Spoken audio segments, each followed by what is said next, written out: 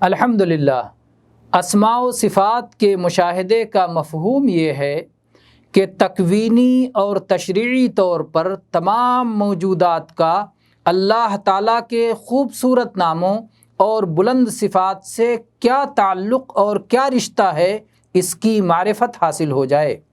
حقیقت یہ ہے کہ یہ دنیا اپنی تمام تر حشر سامانیوں سمیت اللہ کے اسماء و صفات کے تقاضوں کا نتیجہ ہے، اور ساری کائنات اسی کے چند اثرات ہیں۔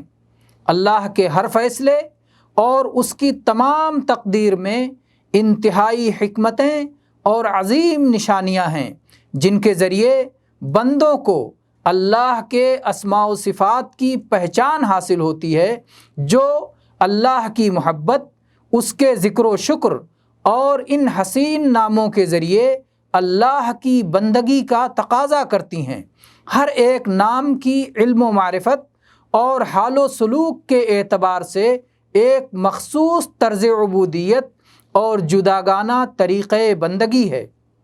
اپنی عبودیت اور بندگی میں وہی شخص کمال حاصل کر سکتا ہے جو ان تمام اسماء و صفات کے ذریعے، جن سے بنی آدم کو واقفیت حاصل ہے، اپنی عبودیت انجام دے۔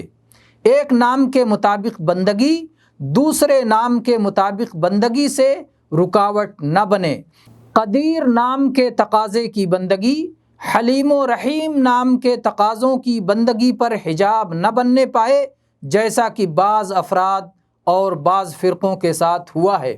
ایسے ہی معطی نام کے تقاضے کی بندگی مانع نام کے تقاضے کی بندگی کے لیے حجاب نہ بنے، یا رحیم اور عفو اور غفور نام کے تقاضوں کی بندگی منتقم نام کے تقاضے کی بندگی پر پردہ نہ ڈالے۔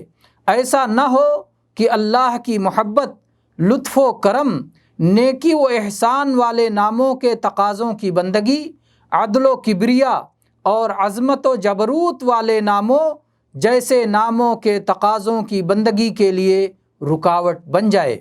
اللہ کی طرف جانے والے کاملین کا یہی طریقہ ہے، یہ وہ طریقہ ہے جو قرآن کریم سے ماخوذ ہے۔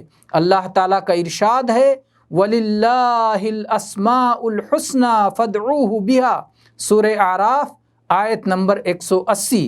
اور اچھے اچھے نام اللہ ہی کے لیے ہیں، سو ان ناموں کے تقاضوں کے مطابق اللہ کی بندگی کیا کرو۔